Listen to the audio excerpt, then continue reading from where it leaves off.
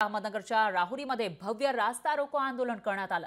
दुधाला भाव मिळावा यासाठी स्वाभिमानी शेतकरी संघटना आक्रमक झाली, तर स्वाभिमानीचे राजू शेट्टी, राष्ट्रवादी शरदचंद्र पवार पक्षाचे आमदार या ठिकाणी उपस्थित होते।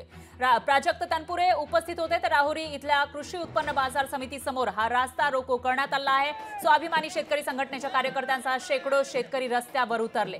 तर सरकारकडून अनुदान दिलं जाते, शेतकऱ्यांना मात्र भाव दिला जात नाहीये आणि त्या पार्श्वभूमीवर आम्हाला भीक नको, तर आम्हाला आमच्या दुधाला 40 रुपये लिटरचा भाव द्या अशी मागणी केली जाते।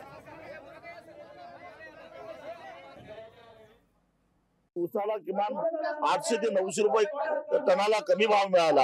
आता मका आयात करण्याचा निर्णय घेतलेला आहे, दूध भुकटी आयात करण्याचा निर्णय घेतलेला आहे। या साऱ्या सरकारच्या धोरणामुळे आमची शेती तोट्याची चाललेली आहे।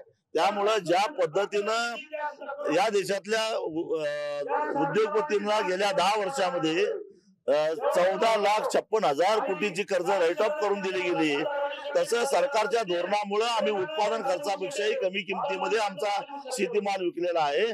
त्यामुळे आमची कर्ज राईट ऑफ करा आणि आमचा 7/12 कोरा करा ही आमची मागणी आहे। लोकशाही मराठी ऐका, पहा, जागरूक रहा।